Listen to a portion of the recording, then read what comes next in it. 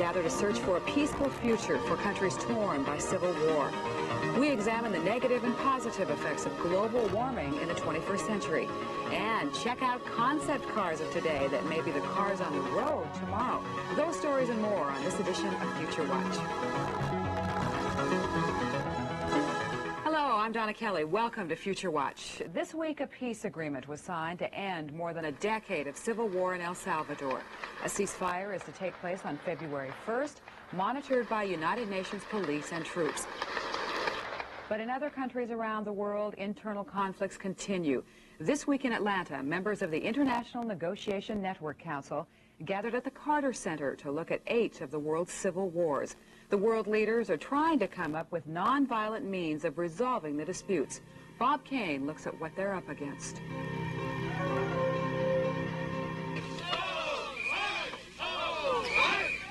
The Cold War is over. The Gulf War is over. But war continues. There are more than 110 armed conflicts being waged right now. In the great majority of those conflicts, the casualties, the vast casualties, lie in the civilian population, not in the military population. When one generation makes war, the next generation pays the price. In all modern wars since the Vietnam War, children are the main victims, and it's not acceptable. Former President Jimmy Carter agrees. He's invited a panoply of the world's heavy hitters to plot a strategy against war. We're going to take 8 of the conflicts that are going on in the world as kind of examples and try to learn all about them as test cases so that we can get some basic principles and try to overcome some of the problems that now prevent even anybody trying to resolve these conflicts. Carter will have a lot of help. An army of experts in hunger, social welfare, arms control, and politics, led by generals like former Soviet Foreign Minister Edward Shevardnadze, former UN Secretary General Javier Perez de Cuellar, and a brigade of Nobel laureates: Elie Wiesel, Desmond Tutu, Oscar Arias Sanchez. We need to start another war. We need to start a war against selfishness, against inequality, against exploitation from the rich and few to the poor and many. We need to start the war against poverty. Bishop Tutu says it won't be enough just to win the war against war. Winning the peace is equally important. I mean, look at Haiti. They did a wonderful thing there. They got an election, but we probably didn't have good after service, and so the country fell back into totalitarianism. In most of the areas targeted by the Carter Center Group, there is no all-out shooting war going on, not at the moment. But there is no peace either. Take Angola. In spite of the fact that great progress has been made in Angola, we still have a ways to go. And so it is in the rest of the countries on which the Carter Center Group has set its sights. In Afghanistan, where 12 years of civil war is now down to a simmer. In what used to be Burma, Myanmar now, where Aung San Suu Kyi, last year's Nobel Peace Laureate, is under house arrest for opposing the country's repressive military regime. In Cambodia, where a 13-year-long civil war is being put on hold, while a shaky Reconciliation Council tries to agree on how to rule. In Cyprus, remember Cyprus, where United Nations troops still patrol the no-man's land, separating the Muslim Turks in the north from the Christian Greeks in the south. In Korea, the DMZ is still there, separating the industrialized south from the feudal north, believed to be on the verge of acquiring nuclear weapons. In bloody Liberia, there is still an armed standoff between the current government and a rebel group, and the rebels are fighting among themselves. In Sudan, long home to war and famine, the U.S. charges terrorist training camps have found homes also. A war to end war. Can it be won? I think they can have success. There's nothing, wrong with a private group attempting to negotiate a conflict. I think most times, alas, for the human species, conflict is resolved on the basis that pretty closely reflects the power on the ground. Jimmy Carter's negotiation that brought Egypt and Israel to the peace table has been called his presidency's greatest achievement.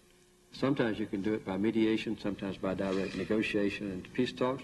Sometimes you just have to do it with holding democratic elections in a country.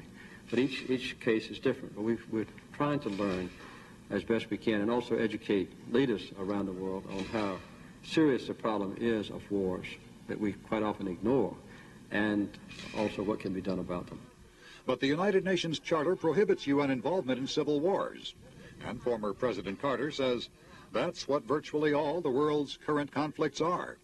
Mr. Carter says the UN and other international organizations should modify their charters so they can get involved in civil wars, at least as involved as the Carter Center's army of experts is already. Bob Kane, CNN, Future Watch. And now an update on a woman we've featured more than once here on Future Watch. Kenyan environmentalist Wangari Maathai has won both the Africa Prize and the Goldman Award for her conservation work. This week, she was arrested, charged with publishing a false rumor. She and other members of a recently legalized opposition party announced at a press conference that President Daniel Arap Moi is about to hand power to the military.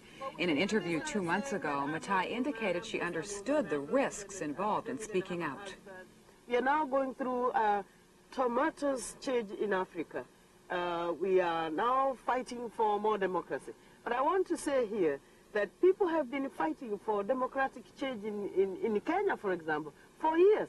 We have had people who have had to run away from their country, people who have ended up in detention, in jail, because the system at that time did not want to allow them to speak. And still doesn't. After pleading not guilty to the charges, Maathai was released on bail to await trial.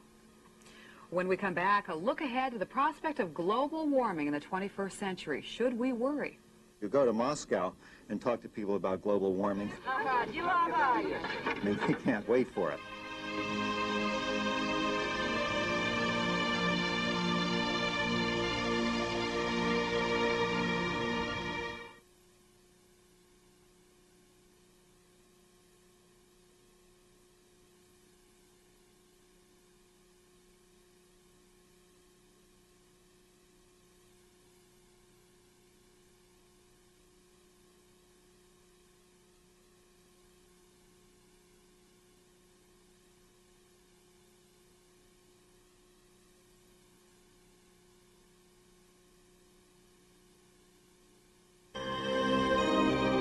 Atomic-powered rockets roaring into space in the 21st century. Could that be one result of a renewed era of cooperation between U.S. and Russian space scientists?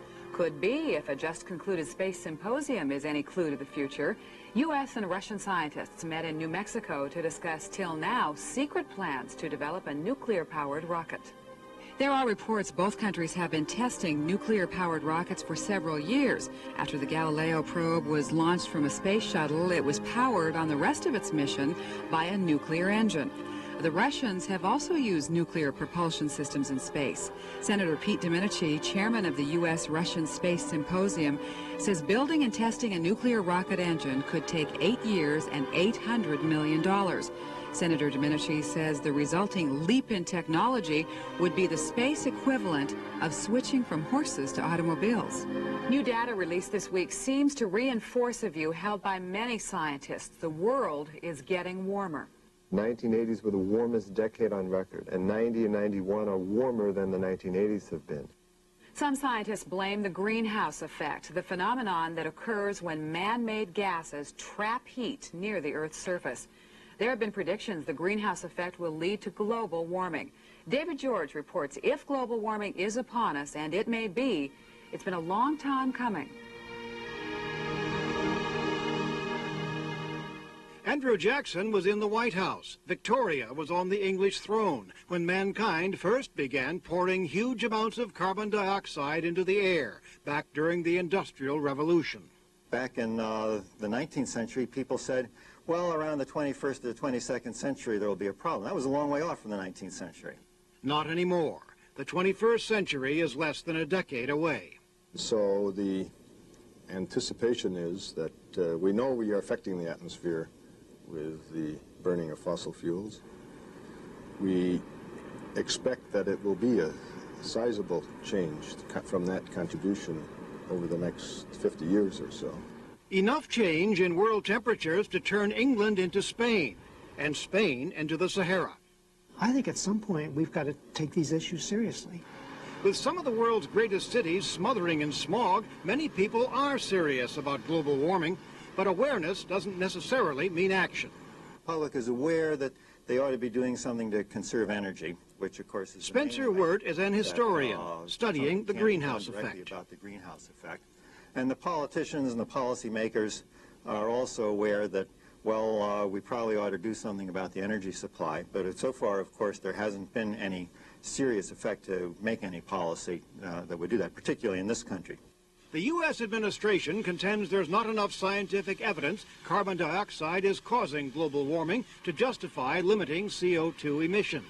Besides, not everybody agrees global warming would be a bad thing anyway. If you go to Moscow and talk to people about global warming, they can't wait for it.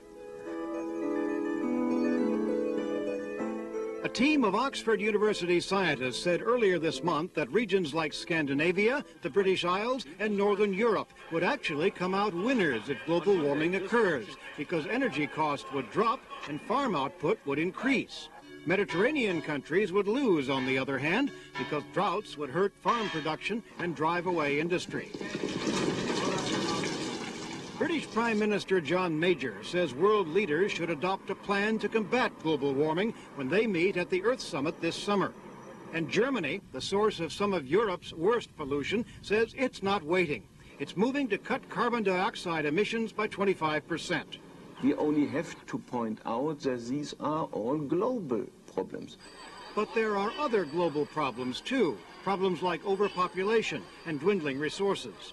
The greenhouse effect is not necessarily the worst thing that will happen. There's lots of effects from global population increase and from over rapid and inefficient expenditure of our energy resources.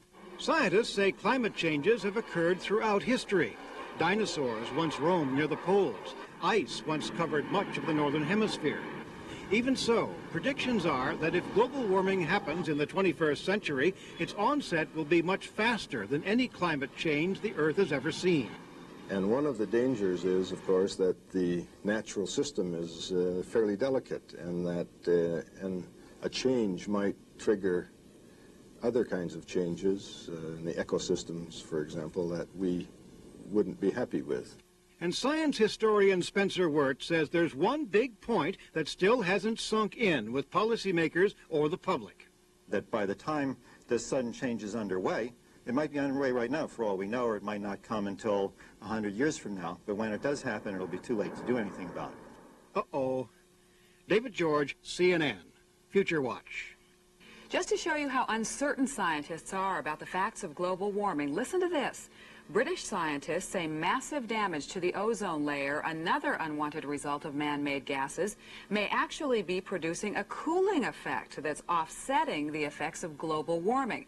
That's not good news, though. As scientists say, ozone depletion contributes to crop damage and skin cancer.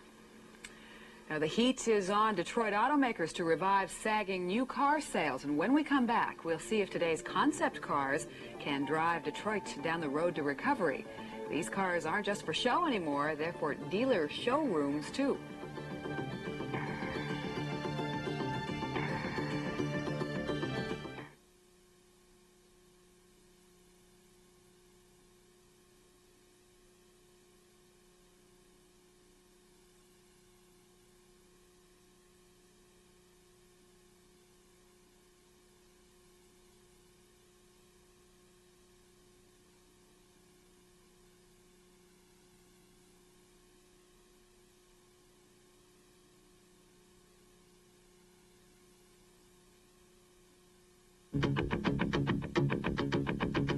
Is this where the movie directors of the future will learn their trade?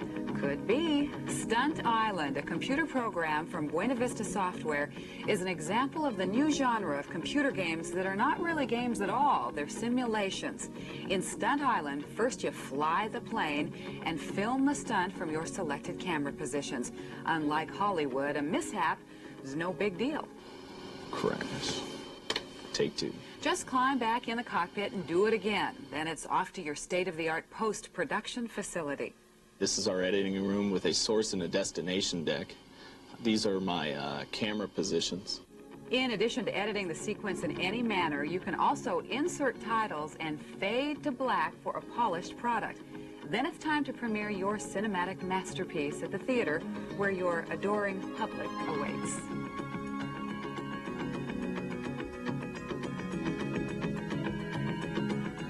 Concept cars are usually the hottest attractions at auto shows, and this year is no exception.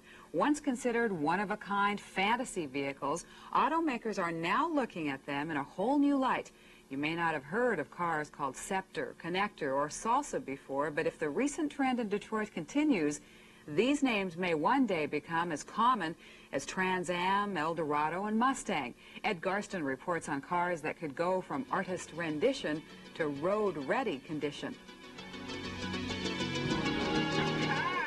Some look like two-seater tacos. If I was a surfer and a roller blader, I'd put some money into it.